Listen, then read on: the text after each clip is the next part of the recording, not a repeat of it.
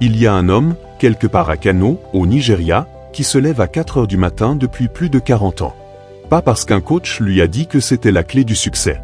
Pas parce qu'il a lu ça dans un livre. Il se lève à 4 heures du matin parce que c'est la seule heure de la journée où personne ne peut lui voler son temps. Cet homme s'appelle Aliko Dangote. Aujourd'hui, c'est l'homme le plus riche d'Afrique. Mais ce n'est pas son argent qui m'intéresse dans cette vidéo. C'est sa discipline. Une discipline que très peu de gens, honnêtement, sont prêts à copier. Parce que ce qu'il a fait n'est pas sexy. Ce n'est pas motivant à regarder. C'est juste, répétitif. Ennuyeux. Constant.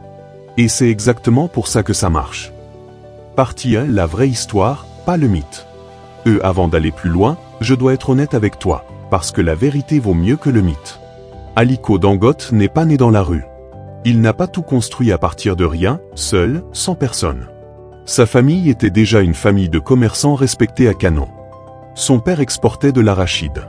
Et quand Aliko avait 9 ans, son père est mort et c'est son grand-père maternel, Sanusi Dantata, lui-même un commerçant très respecté, qui l'a pris sous son aile.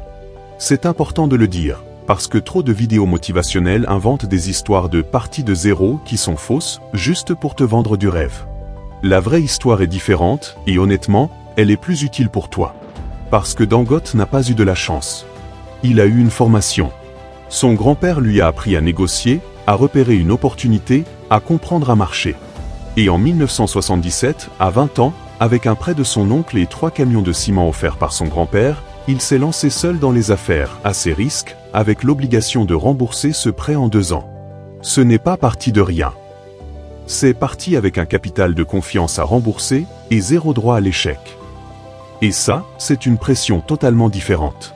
C'est la pression de ne pas décevoir ceux qui ont cru en toi avant que tu crois en toi-même. Partie 2, la discipline, pas le tal. Voici ce que la plupart des gens ne comprennent pas sur Dangote, il n'a jamais été le plus intelligent dans une pièce. Il n'a jamais eu un produit révolutionnaire, une invention géniale, une idée que personne d'autre n'avait eue. Il vendait du ciment, du sucre, du riz, des produits que 10 autres commerçants vendaient aussi, dans les mêmes rues de Lagos. Alors qu'est-ce qui a fait la différence? La répétition, la rigueur, le fait de faire, chaque jour, la même chose avec plus de sérieux que les autres. Pendant que ses concurrents fêtaient un bon mois de vente, lui réinvestissait. Pendant que d'autres commerçants restaient sur un seul marché, lui étendaient, année après année, du ciment au sucre, du sucre à la farine, de la farine à l'acier, de l'acier à l'industrie lourde. Ce n'est pas un coup de génie isolé. C'est 40 ans de la même décision, répétée. Je ne dépense pas ce que je gagne, je le transforme en la prochaine étape. Et c'est là que je veux te poser une question honnête, à toi qui regardes cette vidéo. La dernière fois que tu as gagné un peu plus d'argent que d'habitude, un bonus, une commission, un petit contrat en plus, qu'est-ce que tu en as fait? Tu l'as dépensé. Ou tu l'as réinvesti dans quelque chose qui allait te rapporter demain?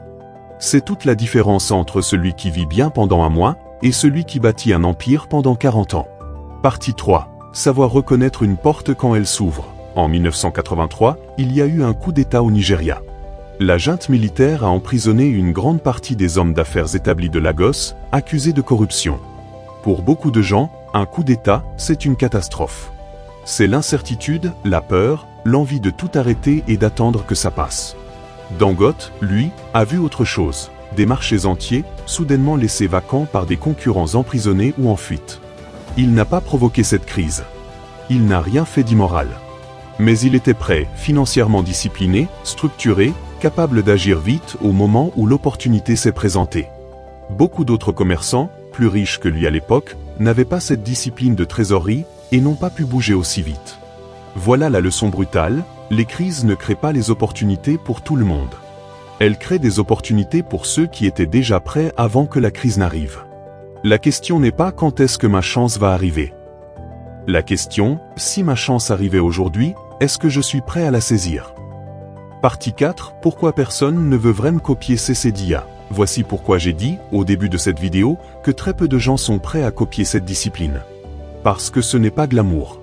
Personne ne veut se lever à 4 heures du matin pendant 40 ans. Personne ne veut réinvestir au lieu de profiter. Personne ne veut rester concentré sur le même secteur, année après année, pendant que d'autres sautent d'une opportunité brillante à une autre. On préfère la version Instagram du succès. Le jet privé, le costume, la citation motivante en arrière-plan d'un coucher de soleil. Mais la vraie discipline, celle qui construit quelque chose qui dure, elle ressemble à ça, se lever tôt un mardi ordinaire de plus, alors que rien ne se passe, alors que personne ne te regarde, alors que rien ne prouve encore que ça va marcher. C'est ennuyeux. C'est répétitif. Et c'est exactement pour ça que si peu de gens y arrivent, pas parce que c'est compliqué, mais parce que ce n'est pas amusant à faire. Conclusion. Alors je ne vais pas te dire de te lever à 4 heures du matin demain. Ce n'est pas l'heure qui compte. Ce qui compte, c'est la question que je veux te laisser.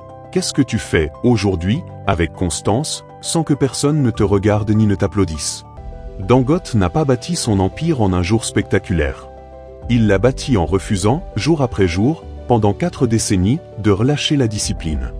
Si cette vidéo t'a parlé, je te propose un exercice simple pour les 7 prochains jours. Chaque soir, avant de dormir, note une seule chose, une décision que tu as prise aujourd'hui pour bâtir demain, plutôt que pour profiter d'aujourd'hui. Pas 10 choses. Une seule. Mais tous les jours. Dis-moi en commentaire si tu es prêt à commencer cet exercice. Et abonne-toi à Vivre et Bâtir, parce qu'on va continuer, semaine après semaine, à décortiquer les vraies décisions, pas les mythes qui séparent ceux qui bâtissent de ceux qui rêvent. À la prochaine.